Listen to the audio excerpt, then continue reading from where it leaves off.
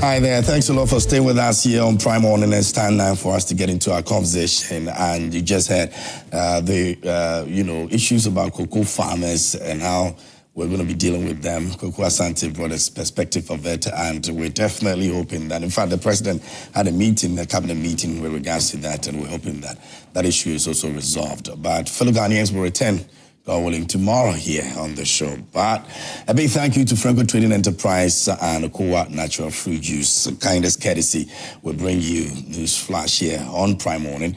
Franco Trading Enterprise has got branches where you can buy your phones, your CCTV cameras, your appliances. If you need microwave, you can actually get it from Franco Trading Enterprise. All you have to do is to download the app. It's Google Play Store. It's Franco Trading app, and you're good to go. Our website is www.francotrading.com, and you can find all the details that you need over there. We're giving some discount. You know, the Val Day is just around the corner, so you can just go in there and buy something, and you'll be surprised with a discount. All right, that's what Franco Trading Enterprise is all about. Franco Trading Enterprise says, still, folks, Papa Pafi, you might as well want to discover the authentic taste of Ghana with Koa Natural, and it's a fresh taste from cocoa with Koa Natural, a healthy juice from the white pulp that surrounds the cocoa seed, and it's all about what you need. It's a family thing, and so when you're getting it, make sure that you get enough for the family, and everyone that you buy goes a long way to support the Ghanaian cocoa farmer. It's proudly Ghanaian, and that's all we all want. And so please do well and put in Koa Natural Fruit Juice in your daily activity today as you go about your work. All right? Do right step by step. We're going to be getting into the major conversations. We've got the newspapers over here. I've got a few of them I'll be running through. My guests are already seated as well. So let me introduce them quickly, and then I'll check the front page of the newspapers, and then we'll get into it. This morning, we're looking at the former NIP CEO, Kofi ofosu-kankam arrest. We understand that he's been hospitalized when he was released from the camp of the NIB. We'll find out some more details on that and why we're even seeing this in the first place. Some people believe that it's persecution instead of prosecution. We'll find that also very interesting that we'll be talking about. The BNI had taken him to their clinic, we understand, and he's supposed to also go to court today. So we don't know how that is going to play out. But joining me this morning here on the show, I've got lawyer Kwame Jantuah. He's a senior member of the CPP party, and he's here as always on a Thursday morning. I hope you're good. I'm good, and good to see you. Great stuff. This week has been, the past 2 weeks has been a lot about Nkrumah and Kotoka. I'm sure I'm sure you may have. With regards to the airport.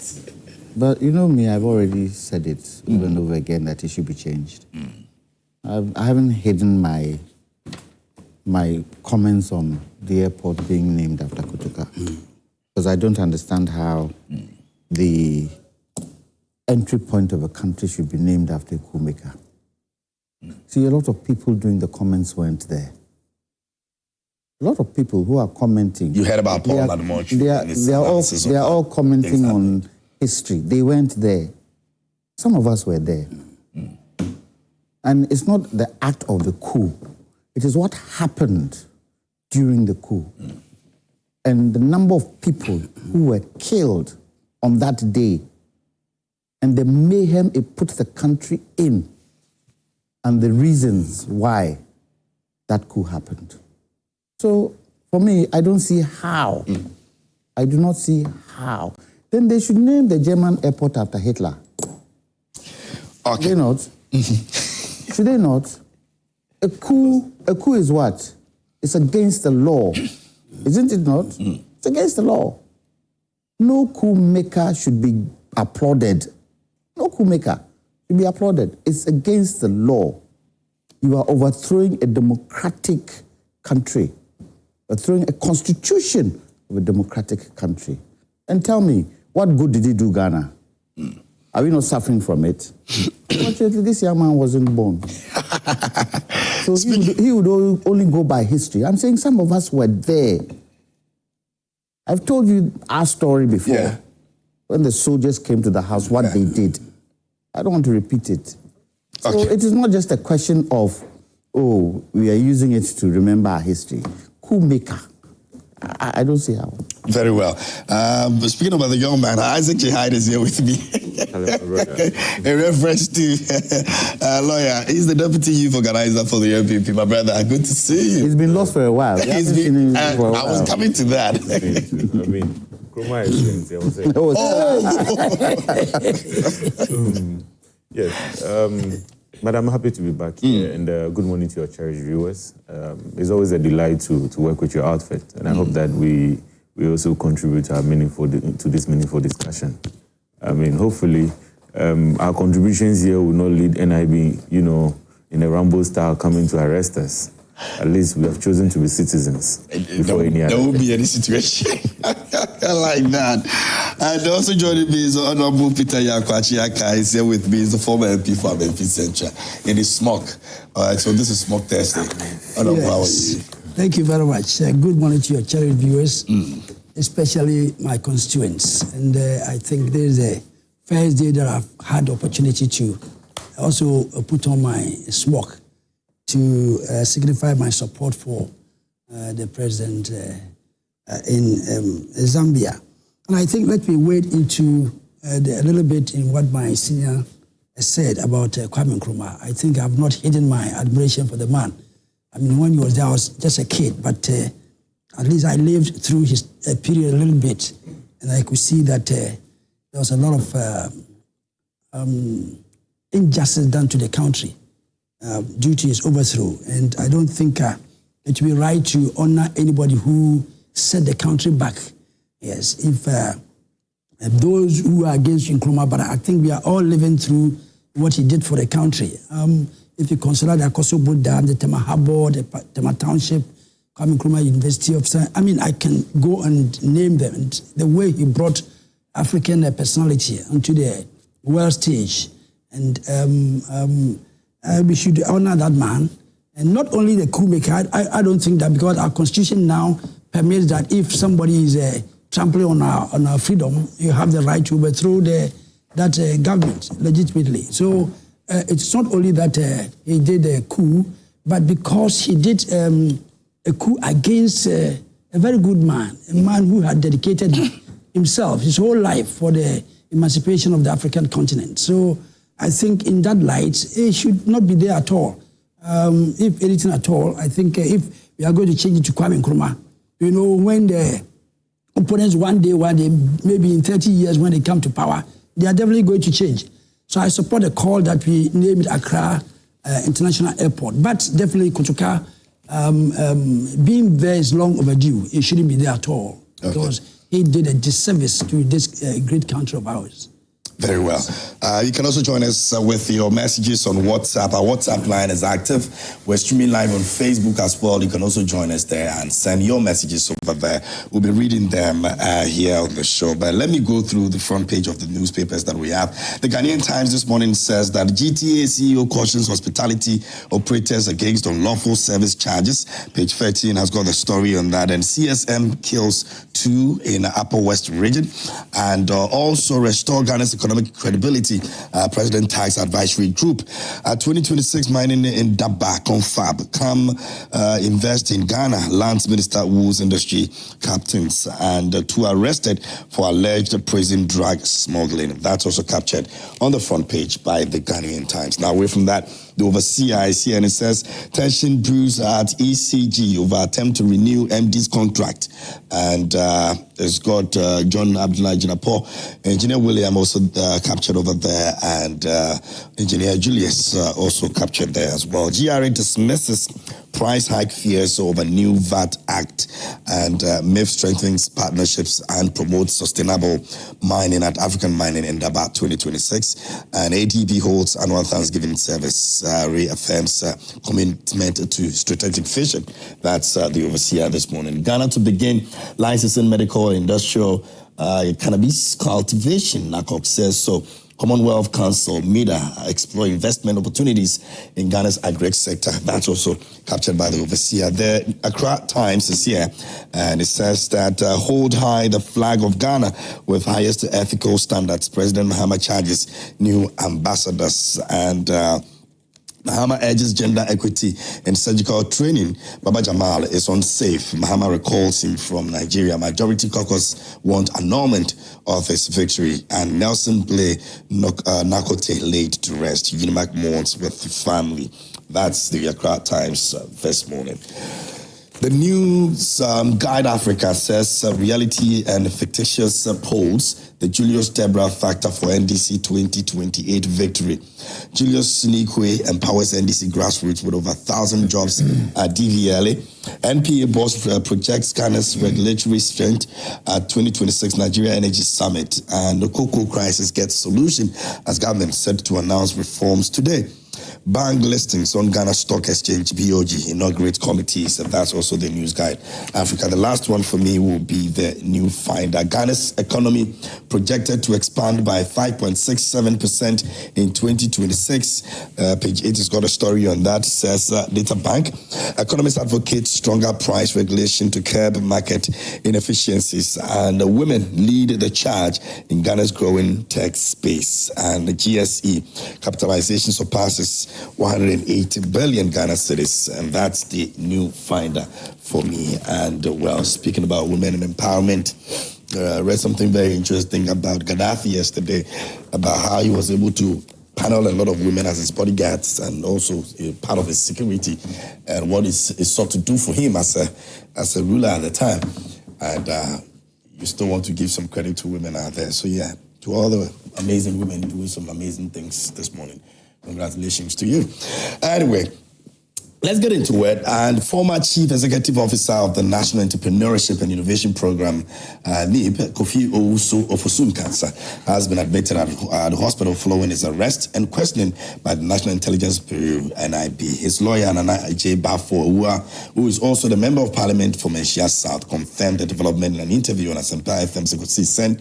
According to the lawyer, Mr. Nkansa's health deteriorated shortly after his arrest, with a spike in blood pressure and complications linked to a pre-existing bone condition that causes him severe discomfort. After his arrest, they noticed he was unwell and had to be sent for medical care. He's currently on admission at the BNI clinic, Mr. Uwa stated. Now, let me start off with you, Isaac. What's the latest on this? This is the latest that I'm getting, that he's been unwell and he's supposed to also appear in court.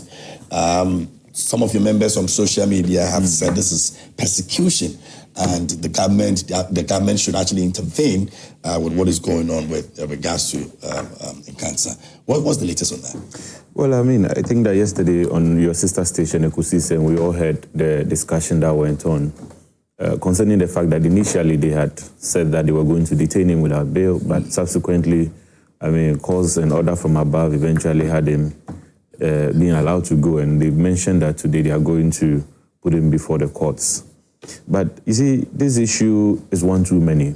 And for me, my interpretation is that the government is on a deliberate agenda to silence opposition and critics.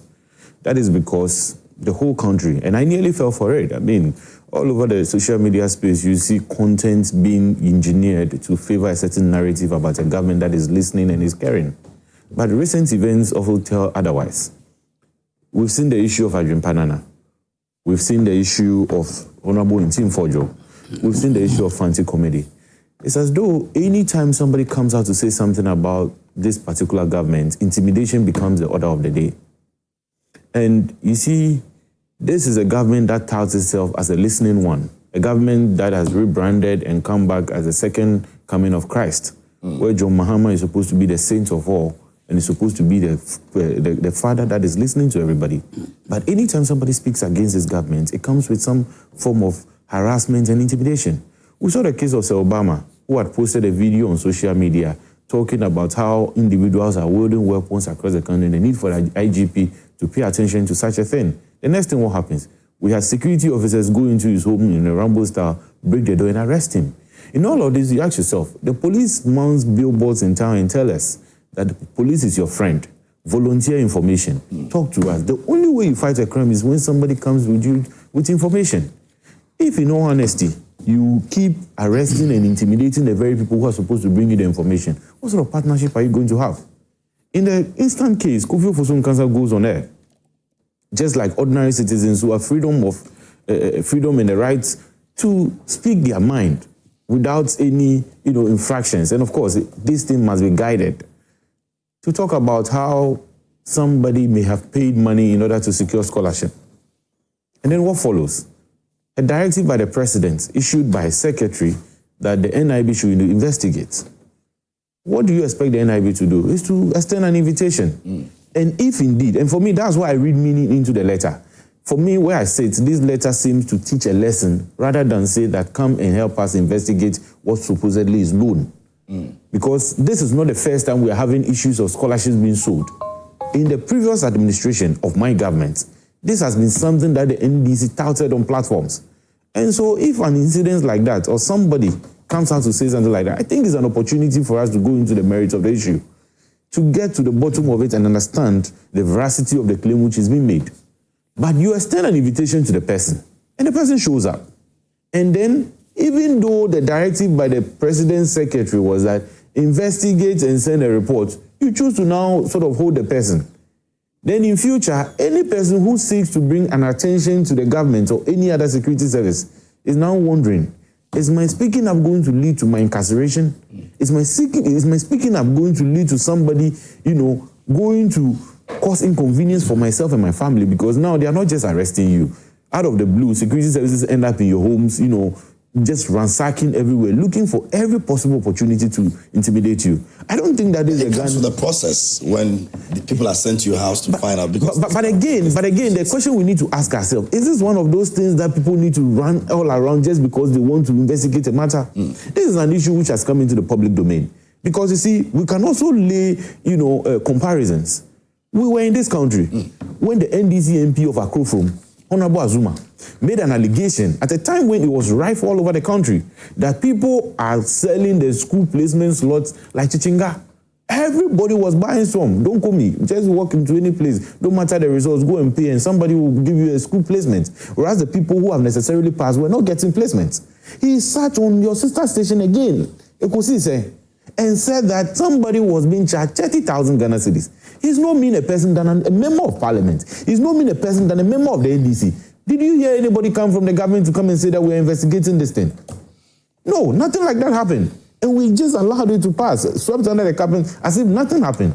But in this particular instance, when the person spoke up, what did we see? Again, there's something called the Whistleblowers Act. This could have been seen as an opportunity for us to look into something which we have all perceived is there. But then, time and again, we found an opportunity to intimidate our opponents. I don't think that this is a government and a Ghana we seek to build. One of these days, you may attempt to arrest somebody, you may attempt to intimidate somebody, and the person will die in your hands. Today, we are being told that the gentleman is has been handed over to the medical officers to take. I don't think that this is necessary, especially when the issue was a matter of public discussion. If I were the NIB, if I were the states, and that is why the president's hands cannot be cleared out of this, what I would do is to invite Kofi. You know what? We are an autonomous state agency. This issue you've raised is a legitimate issue we have an interest in which that you help us. Because maybe Kofi's source of information, in any case, if voluntary information is volunteerism, the person can choose not to collaborate with the security service. And for that matter, if you choose to intimidate the source, wherever that person is also getting the information from, if I reach out to the person says that, you know what, given this intimidation, I'm not interested in collaborating, where then that the investigation lead to? If you really want to find a solution, if you really invited again, and then invited but then the question is, if you invite me and I'm volunteering information, your approach to the matter determines how I choose to collaborate with you. But if right from the onset, you choose to create an impression that, you know what, you want to teach me a lesson. You are going to withhold me. You are indirectly even signaling. Because mind you, when Kofi went there last time, the Thursday, there was messages from NDC apparatchiks on social media indirectly communicating that Kofi had been arrested. For which reason he initially had to come and post that, no, he was walking out there, he's not been arrested. How did those NDC individuals get to know that Kofi had gone to the NIB? How did they know that indeed he was going to be arrested? Because if invitation is anything to go by, it's just to invite somebody to say that, you know what, come and tell us what you know. So that you've provided us a lead, and we are going to follow the lead to find a conclusion to this matter. And then when we are done, we are going to send a report to the source or the complainant, which is the president's secretary, and in effect the president. But then, even before I left the the grace of the NIB, information was already spreading like wildfire that I've been arrested. If I were Kofi, how do you expect me to feel?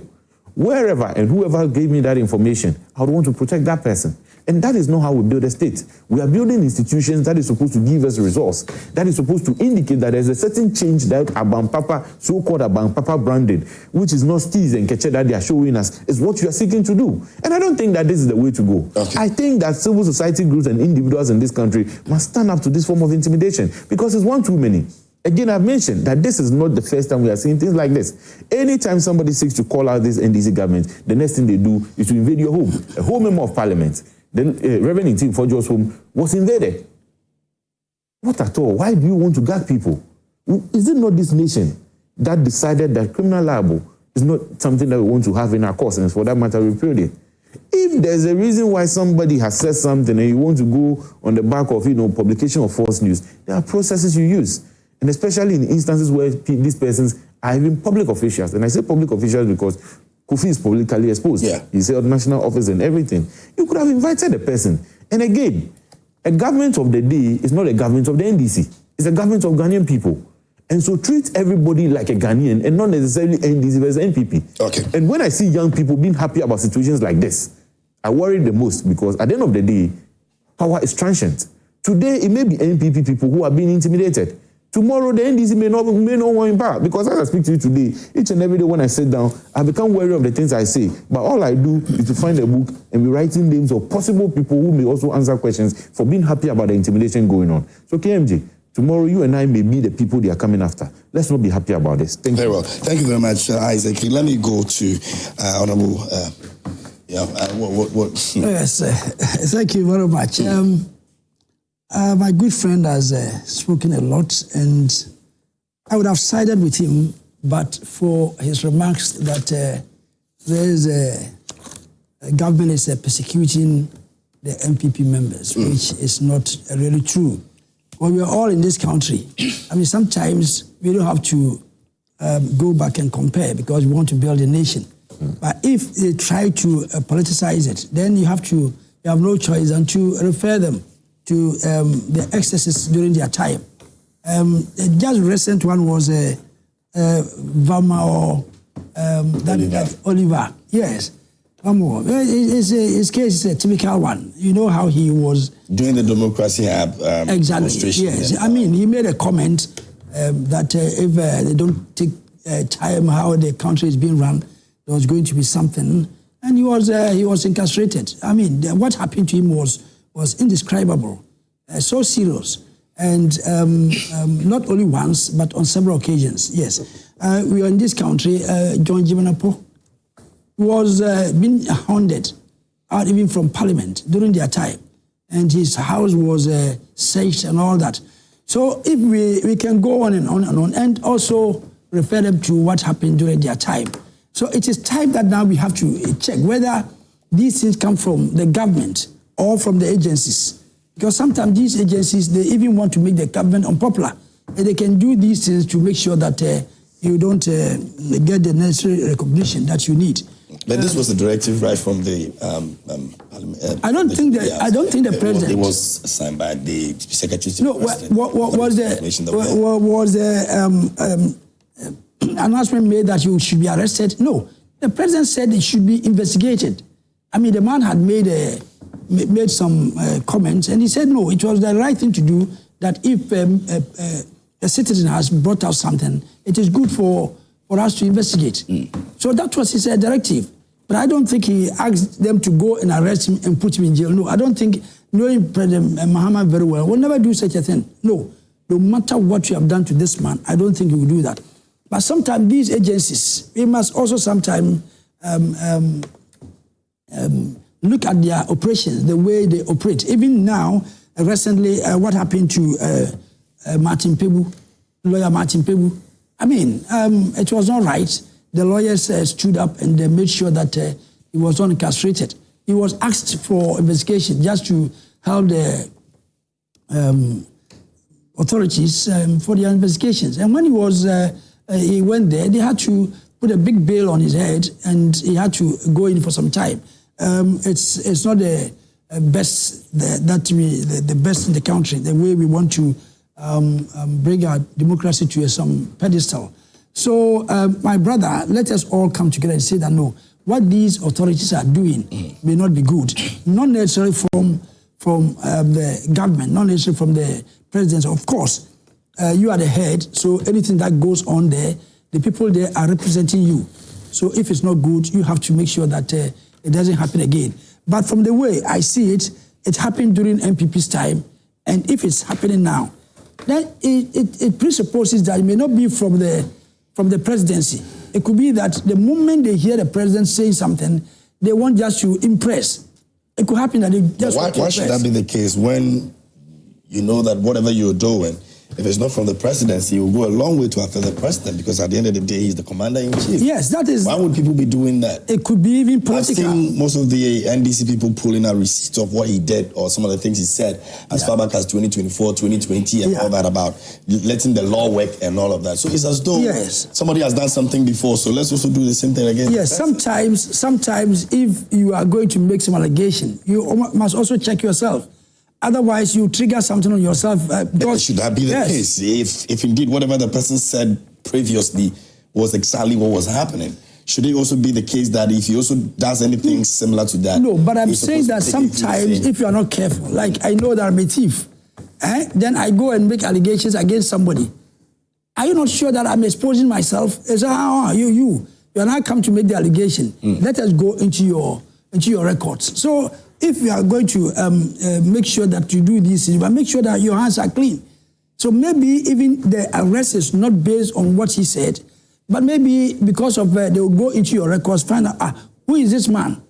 Who is this man making this allegation? Let us find a profile about him. They will go and see that, oh, you yourself, you have so many baggage around your head. So it triggers something. So let us not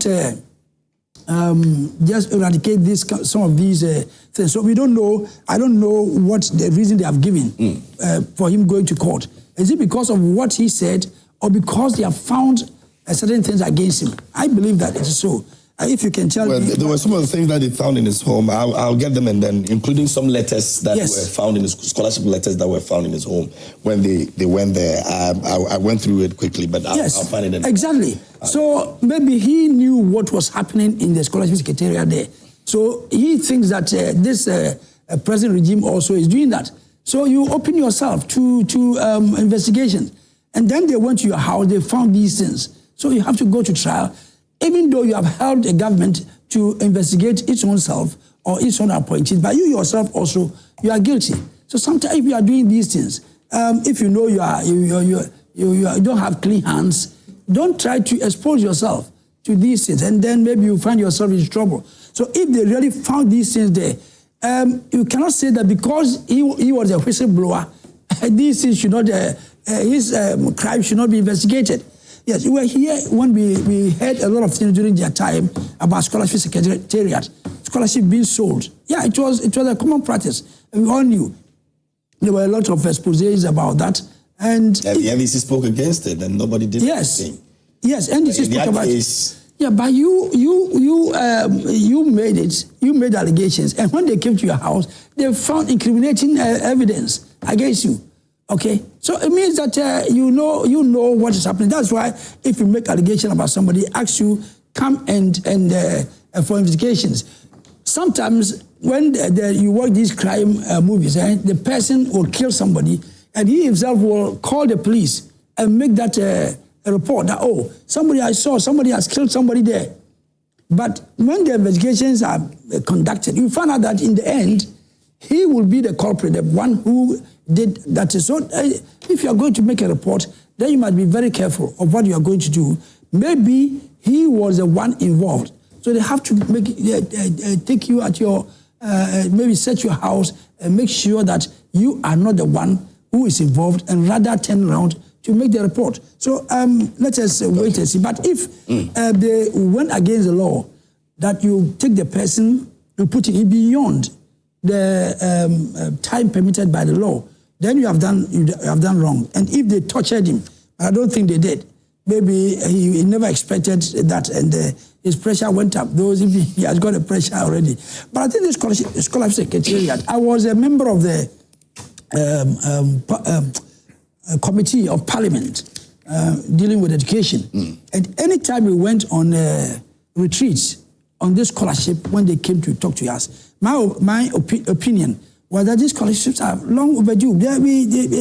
They have outlived their usefulness, because I believe that it was set up by Kwame Jantuah, yes, our beloved man, because that time we were just independent, and he needed these experts as quickly as possible. Our universities had not been able to produce well, so he had to send these people on scholarship to go and study and come back. And those days they used to come. These days, if you go to this public accounts committee, which I was a member, almost all those, about 90% of those who get this scholarship go, and they don't come back. And it becomes a burden. They have to go after those who signed. So I was always of the opinion, during our meetings, that no, why don't we empower the universities? We have been independent for how many years now? The entire scholarship. Exactly. Okay, so the universities, if there's a course which is not being done here, you have to establish in the university. The University of Ghana is an old university. Tech is old university. I don't think if Kwame Jantuah were to be alive now, he will still continue to do this, because he would like the university to have its own courses. And believe me, if you know the amount of money paid for one single person, paid for a year, that money can cater for about maybe 100 people in our universities. And why don't we set it up? I have always argued, and I never had support, because the authority will tell me, those in charge, those days, they will tell me, no, it's a government policy. So if you cancel this, it's going to cost a lot of... I said, no, it is time that we use that money to establish these things in the university. If you have your money and you want to go out, well, fair enough. Yes, and even the universities, when they support these lecturers to go for courses outside, they don't come back. About 95% of them do not come back. That's for sure. During our investigations. So I have always been that. So if the president is going to look into it, maybe it's a clarion call, then they have to think about this. I mean, sometimes you're resetting the country. But all these things will do us good, because every time there's corruption there. This time, I haven't heard, no. I don't think they've even started issuing scholarship to people. So maybe this allegation he made has triggered the conversation. So I believe that we have to look into it, the scholarship secretariat, what is being done there. And let these universities give scholarships, that like what happens in America. If you go there, you do very well, you get scholarship there, and you help in the advancement of the country. Like if you these Americans, they make sure that are good students here. They give them scholarship, and you go there, and they do all these small, the mobile phones, the robotics, and all that. Yes, they pick these bright students and give them scholarship there. So scholarship should be something based, not that we just give you scholarship because you are say need based. No, if you are need based, why don't you go to university here? And you are needy, brilliant, and yet you have to get this scholarship and go outside at the huge cost of the country. So I believe that it is time overdue. Okay. That's my opinion on this one. Very well. Yeah, Thank you very much. For the arrest, I think that maybe he has brought this thing to himself, because he has triggered the investigation on himself. But if it is because he just blew the whistle and he has been arrested, then it has been looked into. Okay. Yes. All right. I'll go to a lawyer for his take on that, but you can also send us your messages on our WhatsApp line. Is active. We're streaming live on Facebook. You can also send your message over there. We'll read them when we get them. We'll say a big thank you to Franco Trading Enterprise and also Kowa Natural Fruit Juice. They bringing us news flash this morning here on Prime Morning. Lawyer, before I come to you, so this is what Dzifa Gunu actually posted on Facebook. So a bit of clarity on some of the things that the insight that he actually got with regards to the case. It says, breaking news. Following the arrest of Kofi ofosu-kankam, he gave the investigators a chat on his phone with someone. The investigators decided to detain him in order to conduct a search in his home, and in order that he won't obstruct the investigation. The following items were found in his home: 5 scholarship award letters, and 1 no objection letter on Ghana Scholarship Secretariat, GSS letterhead, signed by the former registrar, Dr. Kingsley Ajiman, addressed to various universities in the UK. 4 affidavit of financial support with dependent forms from the University of Memphis, USA, endorsed by former Deputy Director of Administration, Joseph Essa, Ghana Scholarship Secretariat. 4 bond forms from GSS. Amendment of scholarship letter from Michael Nkansa on the 26th November 2024, 3 award letters, and had on the 17th of December 2024, 1 award letter. 8th October 2024, 1 award letter. 31st December 2024, no objection letter. These items clearly show that Kofi Nkansa has been involved in scholarship matters. Clearly, these dates had nothing to do with 2025 scholarships. They were all scholarships in 2024. And it goes on and says, Manasseh and all those who questioned the arrest and detention should have waited for the NIB to talk. Please, before lawyer comes in, just indulge me briefly. So this is what... Who is Dzifa Gunu? Who is Dzifa Gunu? He's an NDC person. So that is why we must not entertain this conversation here. Well, that is the inside he got it. No, but the point is that, first of all, we have not heard anything from the lawyers of Kofi ofosu-kankam. Neither has the NIB come up publicly to state anything. This could just be hearsay. You see, this issue concerns people's integrity. It concerns people's sanity because people have their families and children and everybody involved. I don't think that we should entertain just people posting. That's why I asked, who is Dzifa Gunu? If you tell me that Dzifa Gunu is the director of NIB, I'll be okay. If you tell me that he's a CID boss or whoever, but as far as I'm concerned, I don't know Dzifa Gunu. I don't think that we would just entertain anybody just going on Facebook to go and post anything and accept it as a certain... But in similar instances, we've done the same thing for NPP people who have gone to clarify. But I am not aware. Also posted something on his page. But that we've also made references but who is Samuel Uku? As well. But who is Samuel Uku? Samuel Uku... It depends on the issue at stake. Samuel Uku is a former youth leader, is a former organizer of my party, is a former member, he's a member of parliament as it stands now, he's a former CEO. Samuel Uku has attained a certain pedigree that when he's speaking for the NPP, you know he's talking for the NPP. But under this particular instance, this is not a national issue. This is an issue bordering an individual. You and I do not even know what happened in the gentleman's house. Nobody has communicated formally. I'm saying that we must not entertain something like this because for all we know, it may be a lie. How do we verify what has been posted there? Okay, very well. Lawyer, let me come to you. Good morning. Morning. Let me take it from where Honorable Aka left off. What is the plan of this country for education? Where you get a science university doing art courses. Where's the plan? Kwame Jantuah established UST specifically for science and nothing else. The people who are being trained, when they finish their training, do they have jobs to go to? What's the plan? To get every university doing all kinds of subjects when we should be targeting particular universities for particular courses where it helps the economy. Have we done that? Go to KNUST, they are doing all kinds of courses. They go on all kinds of... They go on strictly an arts university. That's where the money is. Arts university. With the new education things that are coming up, the new courses that are coming up, the new things that are coming up in the world, the AIs of this world should be targeted to certain universities for people to be able, young people to be able to say, we want to do this course, and for making sure that when they finish, there's an opportunity for them to get employment. Not when they finish, they come and sit at home. And then the next thing you see, they're driving Uber. So where's the plan?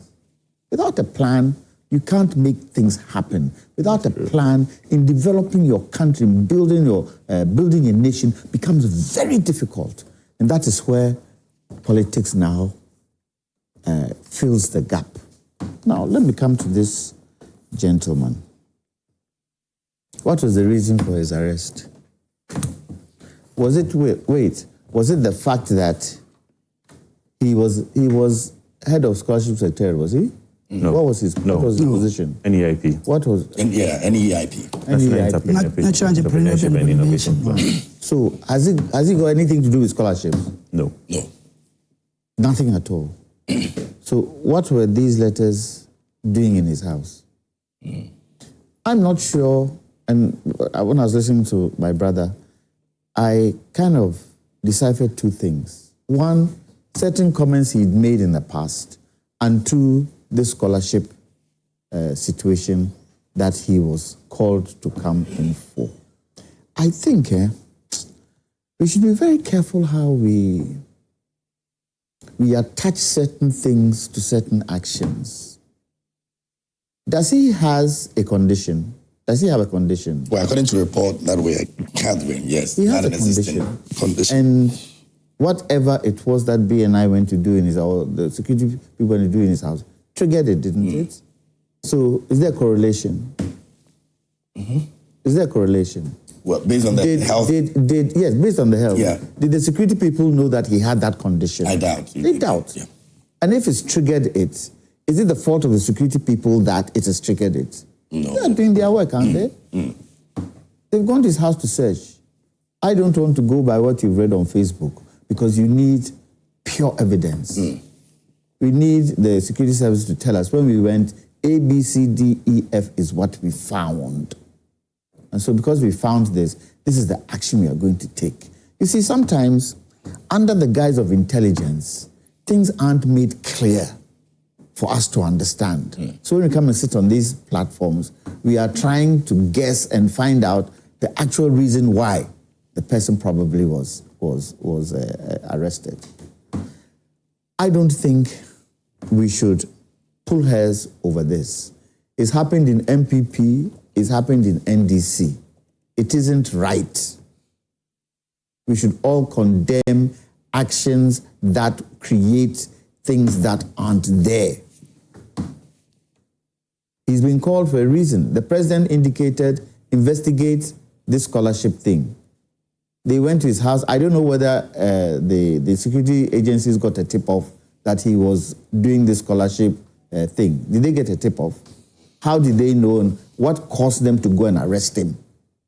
Was there a whistleblower? He said, go to this man's house. That is what he's doing. How did that come about?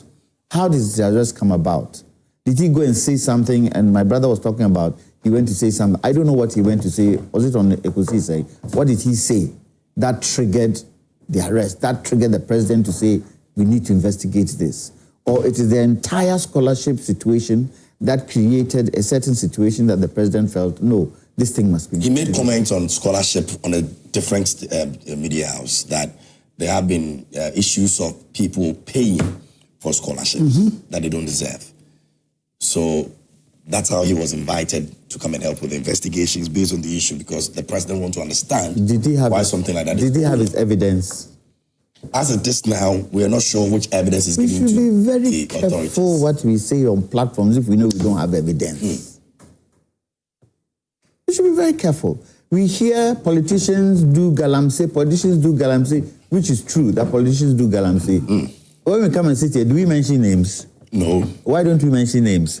Because we don't have the evidence. That's all. We don't have evidence. Without evidence, you cannot prove a case. So have your evidence ready. So if he feels that this is what has happened, show your evidence. And let us all support your evidence, right or wrong. If it's wrong, we condemn it. If it's right, we support it. And we move on. But whereas Honorable Aka was talking about we should ban scholarships and all that, I don't agree with that. There are particular courses, and you see, I do take the fact that some people go and they don't come back. What are the sanctions for people like that? What are the sanctions? Because there are some courses that we don't do in our universities here that can help us in certain institutions, like in GMPC, for instance. When you look at some of the technical things that we're doing, sometimes we don't have the expertise here to do those things. And so we've got to take people, and GMPC has a scholarship fund where we take our people out to do what? to train them, and they come back. And that is funded by the government? And that is funded by GMPC. Okay. It's funded by GMPC because of the technicalities of the job. So if people need to go out and study, yes, but they should come back. Why is it that in China, people can go out and study and they come back? Why? And that is how the Chinese economy has now blossomed past the Americans, because the Chinese will go, they'll go and learn what they have to learn, they'll go and look at all and come back and help their country. But we probably have a certain perception that, okay, right now I've attained doctorates, after having this scholarship. But if I go back home, what work am I going to do? How much money am I going to make? Here, the opportunities here, so let me stay here. And the person doesn't even write to tell the scholarship secretariat or whoever gives them a scholarship that they are not coming back. Because when they give you a scholarship, you are bonded, You are bonded to come back and serve your term. But some don't come back. And what do we do to them? So that entire system should be looked at. I don't think it's the fact of giving a scholarship where the problem is. It's more so the management of it. And the fact that people also want to do personal interest in there. For me, that's where all our problems, that is where the challenge is. The personal interest factor creates challenges for all of us. If you need a scholarship to go out and do something in media that we don't do here, should we deny you the opportunity? No. We should deny you the opportunity. So far as we can pay, and so far as we can police it well, and so far as we are doing the right thing. But in this our country, but it doesn't help. It doesn't help. So for me, but before that, let me ask you: I'm there in Nkrumah, where we experiencing what we're experiencing in terms of our schools, because I understand the likes of Ebotela or Sibisa were all giving some of these. They all came back. So that nationalism was there. Back. Everybody came back. You see, we've lost love for country in this country. We are mind being right now. It's just me, not country. I just came back from Norway. My God. Their sovereign fund, if they were to share amongst every citizen, the 5 million citizens in Norway, all of them, each one will get 300,000. Wow. Yes. And their services, their education, everything is paid for. Yes, the taxes are high, but you see that the people are comfortable. Yes, it's a smaller country, but they have been able to manage it properly because of love of country. Do we love our country enough today? Do we love our country enough? Would you not blame the politicians for that? I will blame all of us. It's not including the ordinary person. It's not politicians. Asking for a better life. It's not politicians alone. Look at our electoral system. MPP, NDC. The MPP one was what? They had internal elections. What was that for? The Prime Minister to select their flag bearer. And we just had one with NDC. So for the by-election. What did the people say? What did they say? Baumia didn't hereby. Where should they hereby? Dr. Brian didn't where should they hereby? No way, dear Dawson same way. Same thing. Internal elections. Where didn't they hereby? Where didn't they hereby? People don't seem to be satisfied with the political system we have. They can't trust it. And so if they can milk you, because once you get there, they don't see you again. They don't hear from you again. You are now the big man and you've left them and they put you there. And unfortunately, political parties aren't sitting to say, this particular practice is wrong. We've got to stop it. No. This one will hit this one, this one will hit this one, this one will hit this. And it's happening. It's happening. So you find that the people themselves are contributing. One physical and it's not helping anybody. It's both the politician and the people. We all should see certain things we do don't help the country. Galamsey is a typical example. Is it not? 44 forest reserves have been what? Have been invaded. Are we not sitting? NIMOS is saying that they don't have equipment. They don't have cars. They need more cars. We have private sector companies in this country that are making mega profits. Are they contributing? Are they saying this canker is wrong, so let us also help? Are they? I'm not saying they are obliged to, but for love of country, will they not help? How many private sector companies have you heard helping in the fight of this Galamsey thing? How many? Is it not affecting all of us? Is it not? I don't want to mention, company names because they might feel you are targeting them. But there are companies in this country that are making mega profits. Just recently, some of these companies' profits came out. Mega profits. Can they not help? So it's not only the politicians, the people too are part and parcel of it. And unfortunately, the people, they have no voice to air out some of their challenges and difficulties. So they'll go out and do what would make them satisfied. And Galamsey is a typical example. We've got to get to a point where when we say things, we have the evidence. When we say things as politicians, we have the evidence. Because if I say, KMJ, you went to sit XYZ and did this and did that and did that, I must have the evidence to prove. I must have the evidence to prove. So for me, I wouldn't say this is a storm in a teacup, but it's unfortunate that the actions of the security services triggered the ailment he has. That's the way I see it. Triggered the ailment he has. And I hope, he can get better. And then let's get to the bottom of this scholarship situation. If he's part and parcel of it, he's innocent until proven guilty. Take him to court to prove that he's guilty, and then we take it from there. Very well. I would like to see if we got some messages that we can read, but maybe Isaac, you would just, if you have anything to say, maybe we'll wrap up on this one. We have the Galamsey issue, but I don't know if we have enough time to exhaust it if we start. The tax for Galamsey. It's an important issue. We need to talk about it. So maybe we should get into that. We've got only 20 minutes to do that, so maybe we should get into that. And then I'll read some of the messages a bit later. So let me start off with you. Well, the tax for Galamsey. First of all, we have said it time and again that the current situation with the Galamsey is a state-orchestrated, state-backed presidential Galamsey. What is happening now? I'm telling you, and it's obvious at all fronts. Our gold board today is buying Galamsey gold.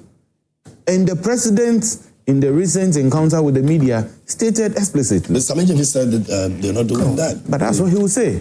When he was asked about the source aggregators, I have been in gold business for a very long time. And I can tell you that gold board and my senior Miwofa from Amenfi is the center of gold. Don't incriminate me. We have not been told the source of our gold. So what variables are we using to tell where the aggregators are sourcing their gold? They're able to track that. They're able to identify where this gold is. They are able to tell you that, yes, we have licensed A, B, C, D to buy gold. But we have not been able to tell where the people who buy the gold get the gold from. The only group of people you can tell where they are getting their gold from is the multinationals and the big-time corporations which are mining from Ghana. But at the end of the day, the small-scale miners, where are they sourcing their gold from? Recently, your entity went into a certain area to go and do an undercover investigation. What we have been told was that the district assembly is charging Chamfam machine users 3,000 cedis, and then those who are using excavators 30,000 Ghana cedis. This is a levy. The only entity mandated by law to impose a levy is the Parliament of Ghana. This is a matter of attribution because the state is responsible for it. The DC, who appoints and dismisses him, is the president. Ever since you guys did the investigation, have you heard Phyllis Ofosu-Kankam or anybody issue a statement to this effect? Tell me, KMJ. Yeah, but what we understand is that there's an investigation that has been... How long? So they should tell us that, yes, we are aware. Saban Papa, the listening president, is telling us that a major scandal has rocked this government and they are pretending, gaslighting us like they've been doing in all previous issues. This is a situation where, in your investigation, the MCE was heard on phone, telling somebody that, yes, I'm aware, they are going to do A, B, C, D. This is the government that is telling us that we are fighting Galamsey. We've put in place NIMOS. But I'm not surprised. I'm not surprised because we sat in this country when individuals went to attack Namus, invariably incriminating a member of parliament that Collins Dowda called him to blah, blah, blah. What came out of that? Once again, this is what I call the gaslighting. It's still under investigation. The state pretends not to be aware of what is happening, even though it is very complicit. This particular MCE and all his setup, whether government appointees within the assembly, whether the NADMO officers and everybody, were complicit in this matter. And I'm telling you that this matter is not limited to the Amansia MCE. It is an issue which is happening all over the place, including the backyard of Honorable former Member of Parliament. Because today, our Galamsey rivers that we were all talking against, that the NPP and the NDC went all out, together with certain media and CSO, went all out to campaign against us in 2024. Today, it has even moved from Milo to Chokomilo. You know, Chokomilo is the deeper version of the Milo tea that you are talking about, because the situation is worse. Now most officers and individuals within the national security have been caught going under the grounds, taking money from people and festering this galamsey. Today, the so-called 44 forest belt that we are protecting because we say that we are repealing the right for people to go and mine the forest is even worse. And it's a grand scheme because Gold Board needed to meet a certain target. And if Gold Board needs to meet that target, we must go behind the scenes and allow galamsey to. And I'm quoting the president. And the president says, first thing is to shut the stable door so that the horse doesn't escape, which is what we have done. And if it is from illegal sources or illegal sources, it is our land, and it is our land which is being destroyed. So let us get the benefit of it instead. When a president meeting the media in this country tells us this, you are invariably condoning the galamsey. It's the same president that mounted a platform and told us that the people who are being arrested for the galamsey during the fight of the Nana Akufo-Addo administration is going to let them go. How do we fight galamsey in this hypocritical attitude? The reality is staring us in the face. The real galamseyers are in government today. And we cannot play the ostrich and pretend like, we want to point fingers here and there. I do not see how private entities will come and be helping fight galamsey when they are seeing the government that they pay taxes to being the beneficiaries of this galamsey. We've seen on TV and radio, we've heard in various snippets of information where executives of the NPP, the likes of Joseph Yamin and people, have gone after state agencies for doing their work. We've seen people being attacked, and nothing comes from the presidency, nothing comes from the state. For me, that is the highest level of negligence on the part of the state. And you can only do so when your mouth is full. Because you are the beneficiary, you don't want to talk about it. The CSOs today are telling us that because somebody criticized them, they're not going to talk about it. That is because they become beneficiaries. They become appointees. A number of them have also become consultants. But the media has a certain special role to play.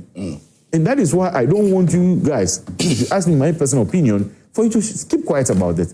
Somebody must be knocking on the door of the state to tell us what they are doing about these things. Because issuing and coming up with this, investigation in the documentary is in the full blood of everybody.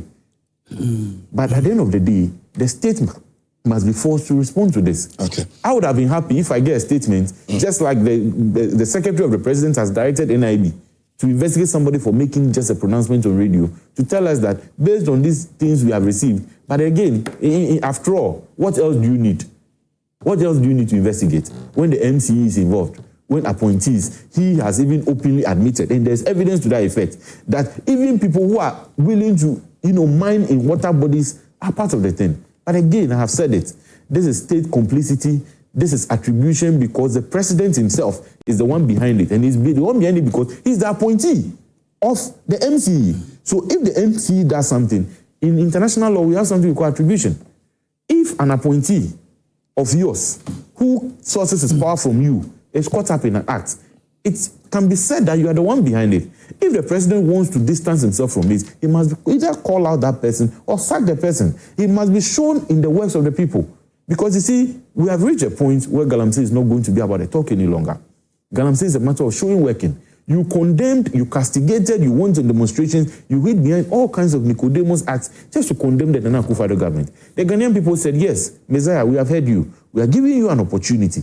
Now it's not the time for you to come and give us excuses. It's the same thing they are doing with cocoa. It's the same thing they are doing with our electricity. People were buying prepaid for 500 cedis. Today they are spending 2,000 cedis. People were boarding cars in this country. Now suddenly it's as if there are no trotro or cars in this country.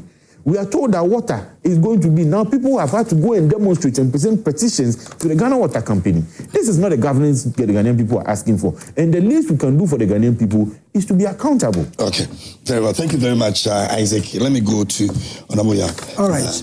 Let me take a few minutes to just share my views on the scholarship, because I have been an Advent supporter. Just 1 minute. We're going back there. Just 1 minute. Just 1 minute. You know where? No. But give me my time. My time. Your time is for galamsey. Let's do. But he also went astray. Yes, but I want to say that my senior brother was saying that these scholarships, the course that we don't have. But from all indications, many of these courses, like medicine, nursing, economics, economics. Yeah, these are the courses here. These are the courses that people get scholarship. I know people have gained a scholarship to go and do nursing. Some go for business administration, medicine. Even that is why they found it. That was not where my comment was directed at. No, I'm saying that those courses many of these we don't do in this country. And when we don't do it here, we can establish this college here. We can establish with the amount of money that we spend on the scholarship. You think so? Yes, exactly. Many of these colleges can be established, except those which are not in demand. Even if they are not in demand, other countries can come here to study, because we are noted for this. So let us go to the next topic. Since you've mentioned it again, let me do this quickly and I'll come back to you. Maybe you hold your thought on that for me. We'll get back to that conversation. But we've got Nanaje Bafo, the lawyer for counsel, ofosu-kankam, joining us this morning. He wants to explain a few things to us. So let's just clarify those things and then we'll move on. Good morning, counsel, if you can hear me.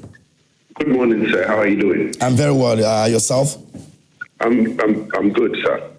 I'm grateful for your time this morning. What don't we know? What's the latest on it? How's the health condition of ofosu-kankam? Oh, he's good by the grace of God. I mean, he has since been released. Yesterday, the BNI said they had reviewed the original decision to detain him and arraign him before court this morning.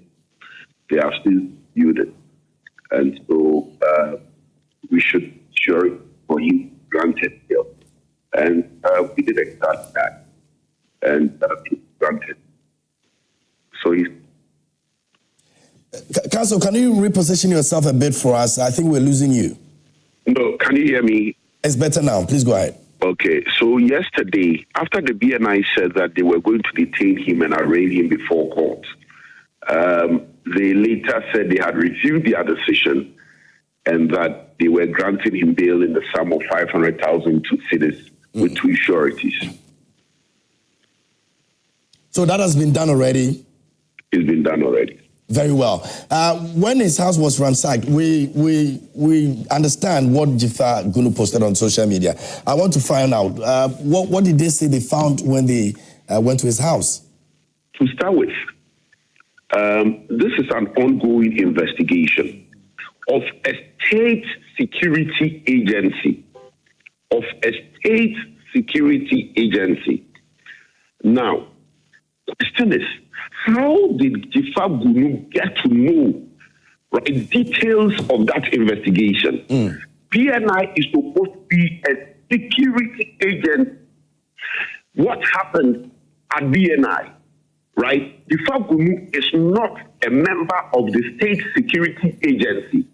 He is a member of the National Democratic Congress. How did Dzifa Gunu get to know? Today, by his conduct, he has cast doubt on the secrecy, right, of the National Security Agency. That is the National Investigations Bureau. Yeah. And on this occasion, I am by your station advising every member of the New Patriotic Party who will be invited to the National Investigations Bureau to exercise his right under the Constitution of Ghana to silence. He shouldn't speak. Nobody should speak to assist the BNI in any investigations which is being conducted. Because if you speak in your quest to be a patriotic citizen and cooperate to the BNI, they will share that information with the NDC. every interaction that took place at the National Investigations Bureau, our understanding, we're dealing with the staff, operatives of a security agency of state, which we are obliged to deal with. To the extent that that information has leaked to an element of a political party, we have no doubt in our mind that the NDC is now working with the BNI. And on that score, we cannot be disadvantaged in our quest to be patriotic. And so I am advising every member of the NPP, when you go to the National Investigations Bureau, exercise your right under the Constitution of Ghana to be silent. Don't talk. Were you given this information after the house search? Did you know about this information? It's an investigation which is going on. I cannot make disclosures as to but I'm asking that, did they tell you? Because Dzifa knows about it. So were you told as a lawyer? I am a lawyer in the matter. Investigations, outcomes of things that take place within the walls of an investigative body, things that are discussed, things that are said, they are not for public consumption. That is why you cannot apply for disclosures of such documents, right? It is when it goes to court that it becomes something for the public, right? And so very respectfully, at this point, let me keep quiet about what took place within the walls of the BNI. I can't say much about it. Very well. I was just asking because I wanted to be sure that you were aware of it, not to just put it in the public domain, but just to be sure that as a lawyer, you were duly informed that these were things that were found in this house when they did the search, but not to put it in the public domain. But I understand. What wasn't found, this is an investigative stage, and that is not something which you put out. And so I would rather not talk about things that took place in the course of the investigations itself. What I can tell you is that Kofi was very cooperative, ready to assist the BNI to arrive at a reasonable conclusion. And that is exactly what he did. And everybody that was within that investigation knows that Kofi was very cooperative. He went to a very great extent, right, to give them every information they needed for them to be able to do their work. That is all I can say. You're supposed to appear before court today. Originally, that was the decision of the BNI. Originally, the decision of the BNI was that he was being detained. He was being detained for him to be arraigned before court tomorrow. That was today. Today, yeah.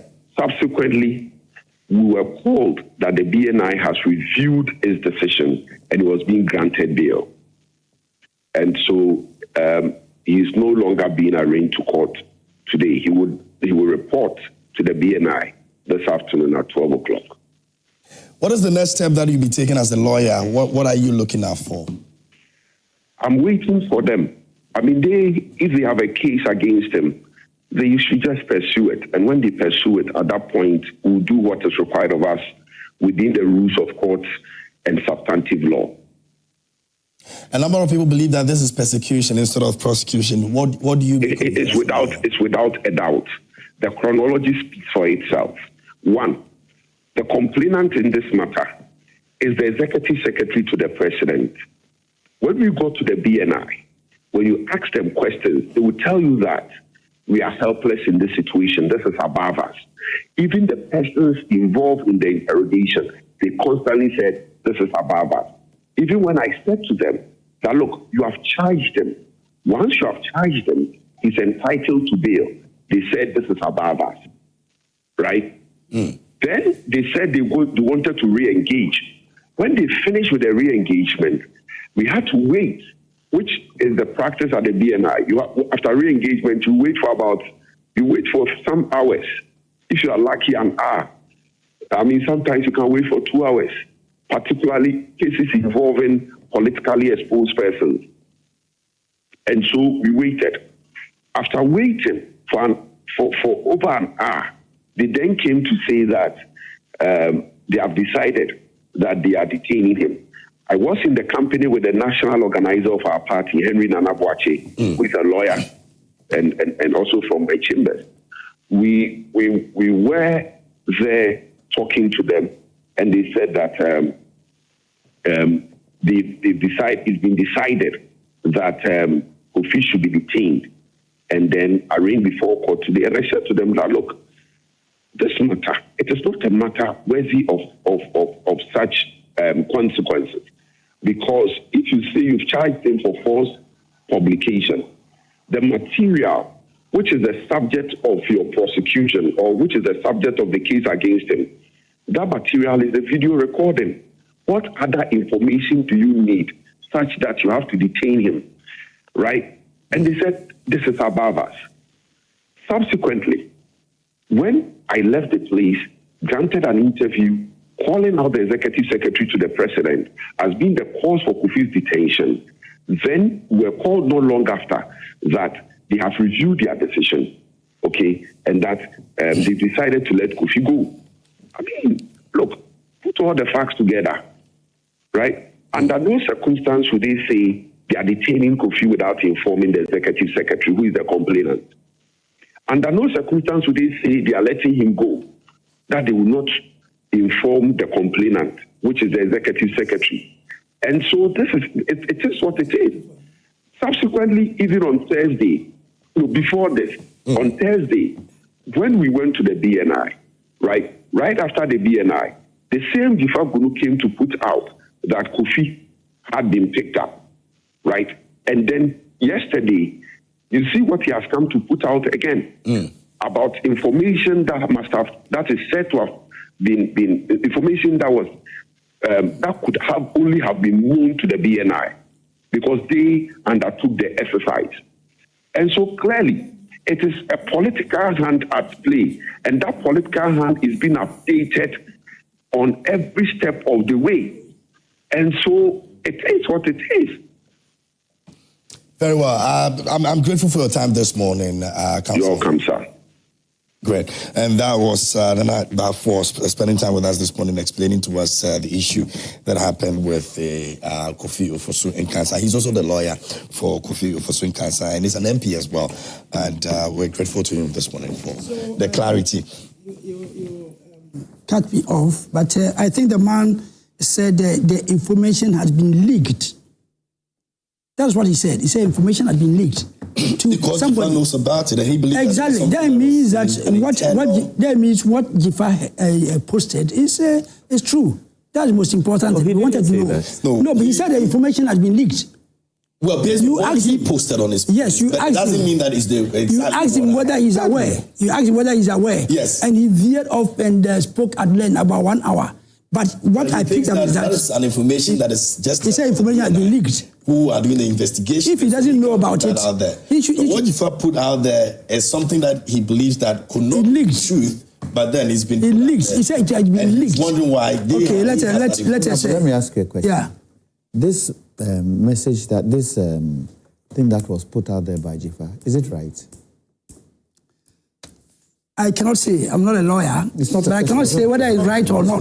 No, it's not a question. But no. Wait, hang on. It's not a question of you're not a lawyer or whether it's right or it is wrong. Well, and so far as I'm concerned, the head of BNI should call him, and ask him, where did you get this information from? And if there's a mole within the security services, that mole should be theft out. This is information that is private to who? But it's very crucial, very crucial. And you know the reason why he was. And lawyer was said it right. The only time this information should be exposed is in court as evidence, not on social media. And again, that is if that information is true. That's the point. Let me continue, Everybody please. comes and puts things on social media, and we take it as gospel.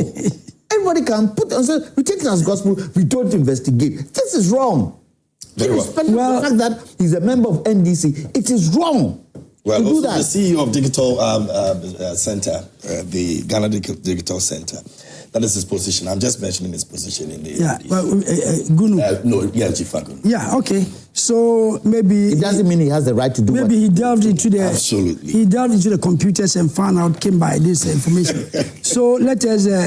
I wanted Which is to. still not the yes, right to do but anyway. you asked the lawyer. When people in our parties, various parties do the wrong thing, we should be able to point them out that what you've done is wrong and not support. Okay, I will always do that. I will always do that if I'm aware. But as I said, I'm not a lawyer to know that. But you don't know whether information has been true or false. But I know. But you are supporting him. I told you that I'm an engineer, not a lawyer. So, okay, big brother. Okay, let me quickly talk about this. The Galamsey issue. The Galamsey issue. What my brother? He made a lot of accusations that the president is involved in all that because his appointee is doing something. Right. So can you say that President Akufo-Addo was heavily involved in the Galamsey during their time? Yeah, Professor Frimpong Boakye came out and wrote a full this in there that their party was involved, party executives were involved. And here he is, he hasn't got any proof. He said that NDC apparatchiks are doing the Galamsey. To me, there's no proof, but their own person, there's Professor Frimpong Boakye, his book is there. So he cannot say that. He cannot say that at all. We are not supporting this tax for this Galamsey. Yeah. That is why the local government minister, I heard him, he has summoned all the MMDCs who are in the Galamsey areas. And I think the meeting is still ongoing. And he has come out to say that they are going to investigate. And if you are found culpable, you'll be dealt with. And I think that is enough, that we are not going to shield anybody. Because I believe that what they are saying is that the bylaws, that one I don't agree, because the bylaws are made by the assembly itself. It's not from the national.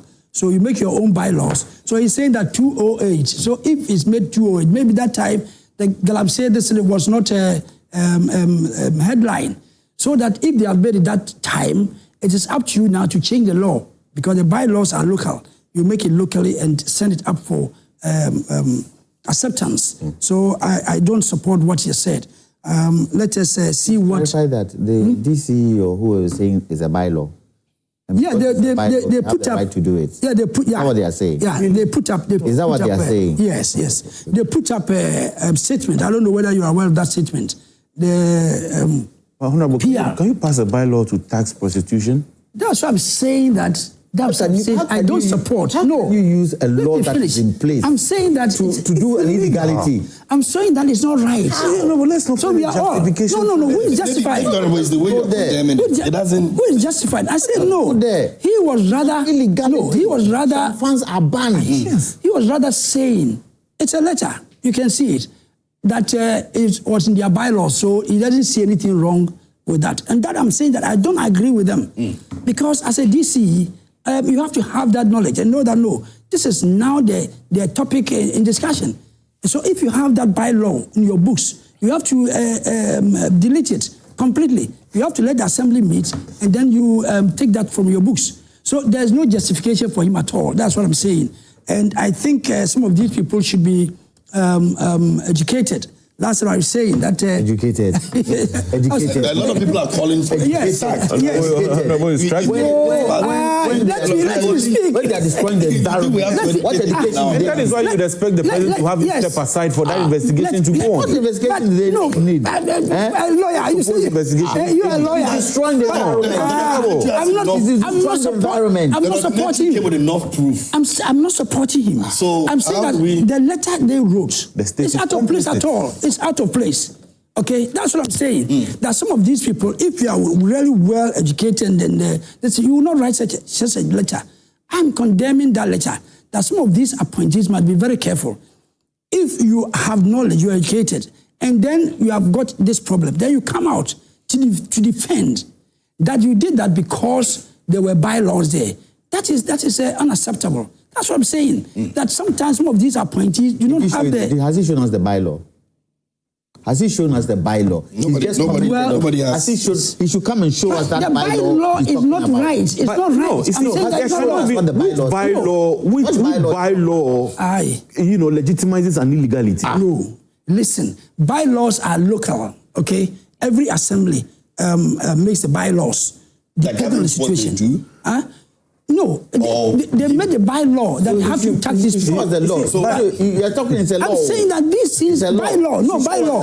Bylaw is not a law in our book. There's a limitation to that bylaw. So why don't you listen to me? No, that's what we're trying to seek clarity from. Bylaw that governs what? Yes. That taxation. Taxation of the... But you were in parliament. Which entity has the power to impose a tax? How many? It is not He's saying that 208. The bylaws have been there. But I'm saying that even at that time, you make the bylaw locally. An illegality. And the bylaws locally. They see them. Can we have a bylaw to tax prostitution in that enclave? If that is not the topic, maybe they make it. That doesn't make it right. It is an illegality. Listen to me, the assemblymen make these bylaws, okay? But so assemblymen cannot legalize armed robbery simply because it's a bylaw. So we are on the same page. Armed robbery. So we are on the same page. So we should not even entertain it in the first place. You understand? I'm trying to condemn that one.